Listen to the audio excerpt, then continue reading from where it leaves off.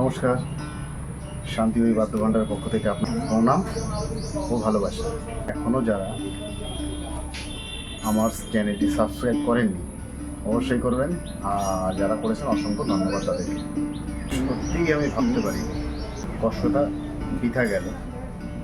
যখন খাটাখাটনি করব, খুব কষ্ট করব, সেটা সাকসেস না হলে ভীষণ কষ্ট হয়, মানে পরিশ্রমটা বৃথা হয়ে গেল।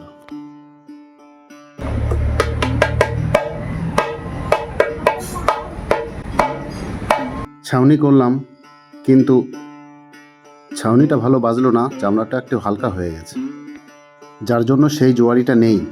এটা পুনরায় খুলতে হবে, খুলে তারপরে নতুন করে ছাউনি করে কাস্টমারকে আমার দিতে হবে।